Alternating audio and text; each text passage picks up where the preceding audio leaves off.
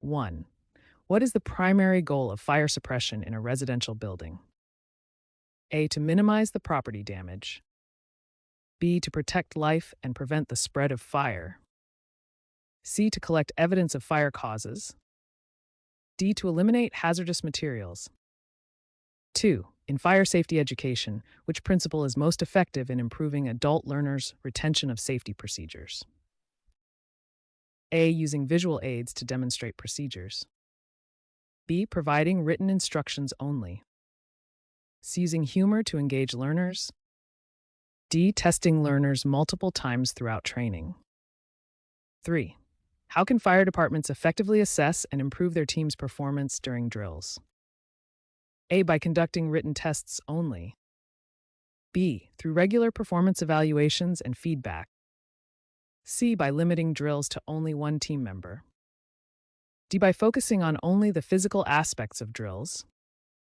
4. When training fire department recruits, what is the most important aspect of developing a curriculum? A. Ensuring it fits the recruit's fitness levels. B. Focusing exclusively on physical endurance. C. Including real-life fire scenarios. D. Incorporating fire regulations only. 5. Which communication method is considered most efficient during an emergency? A. Written memos to the team. B. Radio communication using standardized codes. C. Text messages to all personnel. D. Public announcement systems. 6. What type of fire is caused by combustible metals? A. B. C. D. 7. In mentoring new firefighters, what is the primary goal of a mentor? A. To monitor their fitness levels. B. To provide technical expertise and guidance on safety. C. To enforce strict discipline. D. To focus solely on equipment maintenance. 8. What is the best way to deal with a hazardous material spill during firefighting operations?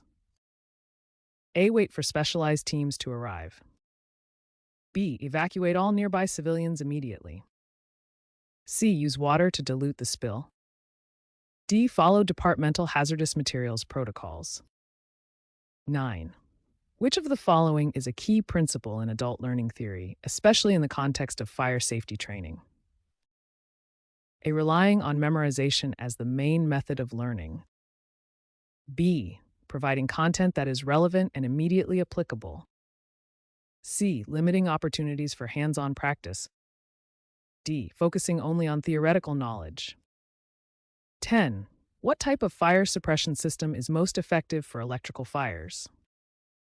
A. Water-based sprinklers. B. Dry chemical extinguishers. C. Foam extinguishers. D. CO2 extinguishers.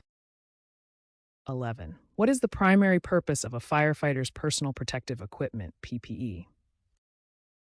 A. To enhance mobility and speed.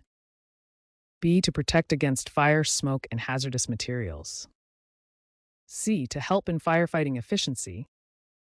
D. To improve visibility in low-light environments. 12. How does a fire department ensure compliance with building codes during fire prevention inspections? A. By relying solely on visual inspections. B. Through periodic reviews of architectural plans and ongoing code education. C. By only focusing on fire alarms and sprinklers. D. Through random, unscheduled inspections. 13. In fire safety education for adults, what method helps reinforce understanding of fire hazards? A. Reading aloud from manuals. B. Scenario-based simulations and role-playing exercises. C. Watching videos without interaction. D. Listening to lengthy lectures. 14. Which of the following factors is crucial for creating an effective firefighter fitness program? A. Emphasizing only aerobic endurance. B. Focusing on strength training and flexibility alongside endurance. C. Prioritizing only weight loss. D. Ignoring cardiovascular health. 15. During a live fire training exercise, what is the most important safety measure for firefighters? A. Ensuring all team members wear the same PPE. B. Keeping fire suppression teams at a safe distance. C. Maintaining effective communication during the exercise. D. Performing the exercise without interruptions. 16. What is the role of incident commanders during a fire? A. To perform direct firefighting operations. B. To oversee operations, allocate resources, and make critical decisions. C. To ensure that firefighters are fully rested. D. To perform all technical tasks independently. 17. In the fire service, what does NFPA stand for? A. National Fire Protection Agency. B. National Fire Prevention Authority. C. National Fire Protection Association. D. National Federation of Public Awareness. 18. What is the standard operating procedure, SOP, in the fire department used for? It is used to write public reports on fire events. B. It is a guide for managing fire incidents and standardizing responses. C. It is primarily a financial document. D. It is a guideline for physical fitness programs. 19. Which of the following fire safety equipment is specifically designed to protect firefighters from toxic smoke inhalation? A. Self-contained breathing apparatus, SCBA. Fire gloves. Fire boots. D. Fire-resistant clothing. 20. What is the most effective strategy for reducing firefighter injury rates during training? A. Limiting training to theoretical knowledge. Ensuring proper physical preparation and gradual skill development. C. Focusing on advanced firefighting techniques without sufficient groundwork. D. Relying on volunteers for training exercises. 21. What is the practice of evaluating and critiquing firefighters' actions after an emergency response? Post-incident analysis. B. Performance review. C. Peer mentoring. D. Safety audit. 22. How should fire department leadership address weaknesses identified during a fire drill evaluation? A. By ignoring them to avoid lowering team morale. B. By addressing them immediately through additional training and feedback. C. By focusing only on the strengths observed during the drill. D. By making a formal report without taking any corrective action. 23. Which of the following fire prevention measures is most effective in reducing fire risk in residential buildings? A. Installing smoke alarms and fire extinguishers. B. Increasing the number of fire drills. C. Focusing on fire truck maintenance. Ignoring fire prevention in favor of rapid response. 24. What is the correct first step when responding to a reported structure fire? A. To secure the perimeter and wait for backup. B. To assess the situation and determine the immediate action plan. C. To immediately start searching for survivors. D. To start extinguishing the fire without communication. 25. Which of the following is a key factor in firefighter mentorship programs? A. Providing ongoing performance feedback and personalized guidance. B. Limiting mentorship to physical skills only. C. Emphasizing competition over teamwork. D. Restricting mentorship to top-level officers only. 26. What is the best method to improve firefighter readiness before an emergency response? A. Relying only on theoretical knowledge. B. Regularly conducting full-scale emergency drills. C. Focusing solely on physical fitness. D. Allowing firefighters to train independently. 27. What is the significance of mutual aid agreements between fire departments? A. They outline financial agreements between departments.